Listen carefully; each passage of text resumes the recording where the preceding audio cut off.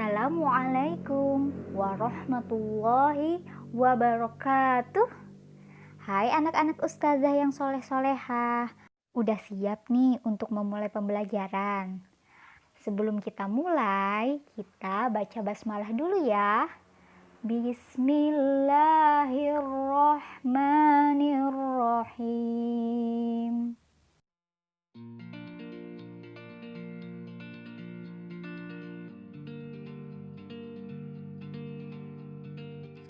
Sholat merupakan ibadah yang pertama kali dihisab dan menjadi ukuran baik tidaknya ibadah lainnya. Nah, jadi seseorang yang sholatnya baik, ibadah yang lainnya juga menjadi baik. Dan sebaliknya, seseorang yang rusak ibadah sholatnya, maka rusak pula ibadah lainnya.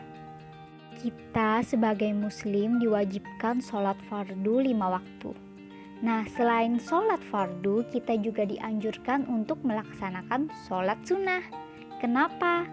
Tujuannya adalah agar menambah kedekatan kita kepada Allah Subhanahu wa Ta'ala dan untuk menyempurnakan kekurangan sholat fardu yang kita lakukan. Anak-anak ustazah tahu nggak? Allah itu sangat menyukai hambanya yang senantiasa bersujud dan bertasbih kepadanya. Nah, sehingga Nabi Muhammad SAW menganjurkan umatnya agar memperbanyak bersujud kepada Allah. Kenapa? Karena dengan sekali sujud saja, maka Allah Subhanahu wa Ta'ala akan meninggikan 1 derajat kebaikan dan menghapus 1 kesalahan. Sholat sunnah rawatib adalah sholat sunnah yang mengiringi sholat fardu. Nah, sholat ini terbagi 2. Sholat sunnah qobliyah, yaitu yang dikerjakan sebelum sholat fardu, dan sholat sunnah ba'diyah, sholat yang dikerjakan sesudah sholat fardu. Waktu pelaksanaan sholat sunnah rawatib ini adalah ketika masuk waktunya sholat fardu. Sholat sunnah rawatib ada yang mu'akkad dan ada yang ghair mu'akkad.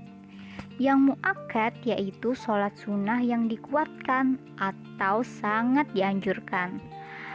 Sebab Nabi Muhammad SAW selalu mengerjakannya. Nah, kalau sholat sunnah ghair mu'akkad, sholat sunnah yang tidak begitu dikuatkan. Karena Nabi Muhammad SAW tidak selalu mengerjakannya. Nah, di sini ada tabel tentang sholat sunnah rawatib.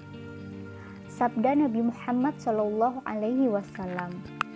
yang artinya Ibnu Umar berkata, saya menjaga 10 rakaat amalan Nabi Muhammad SAW, yaitu 2 rakaat sebelum zuhur dan 2 rakaat sesudah zuhur, 2 rakaat sesudah maghrib di rumahnya, 2 rakaat sesudah isya di rumahnya, dan 2 rakaat sebelum sholat subuh. Selanjutnya, di sini sholat sunnah rawatib ghair mu'akkad.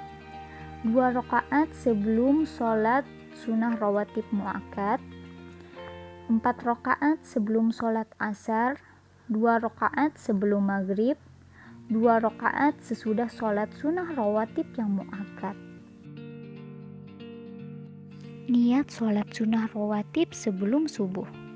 Usolli sunnata subhi rak'ataini qabliyatan lillahi ta'ala. Niat sholat sunnah rawatib sebelum zuhur. Usolli sunnata zuhri rak'ataini qabliyatan lillahi ta'ala. Niat sholat sunnah rawatib sesudah zuhur. Usolli sunnata zuhri rak'ataini ba'diyatan lillahi ta'ala. Niat sholat sunnah rawatib sesudah sholat maghrib. Usolli sunnata maghribi rak'ataini ba'diyatan lillahi ta'ala.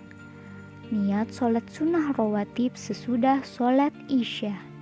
Usolli sunnata isya'i rak'ataini ba'diyatan lillahi ta'ala. Hikmah dan keutamaan yang didapatkan oleh orang-orang yang terbiasa melaksanakan sholat sunnah rawatib.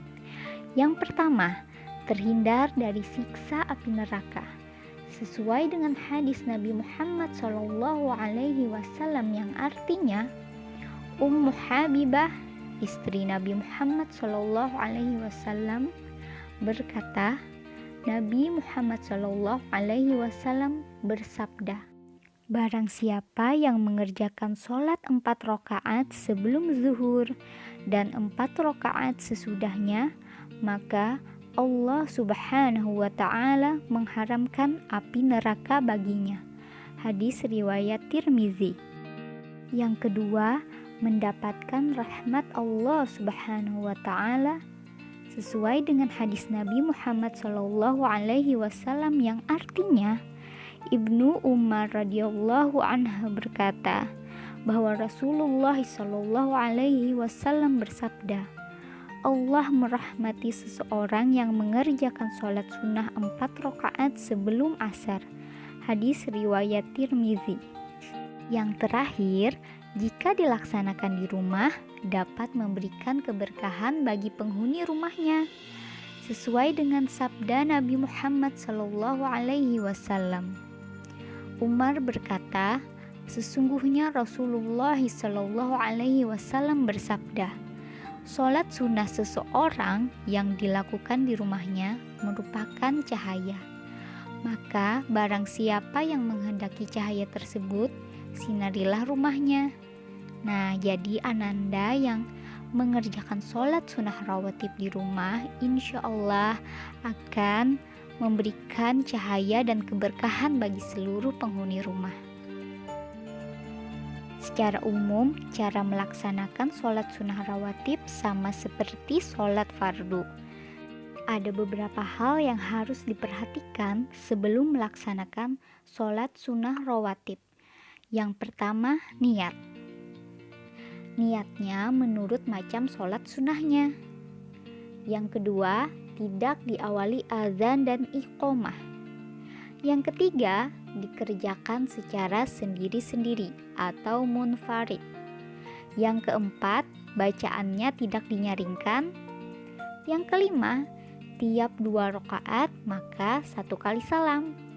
Yang terakhir, diutamakan tempat mengerjakan sholat sunnah rawatib bergeser atau pindah dari tempat sholat fardu yang telah selesai dikerjakan atau yang akan dikerjakan. Nah, itu tadi penjelasan dari Ustazah. Semoga Ananda bisa memahami pelajaran dan juga selamat mengerjakan LKS.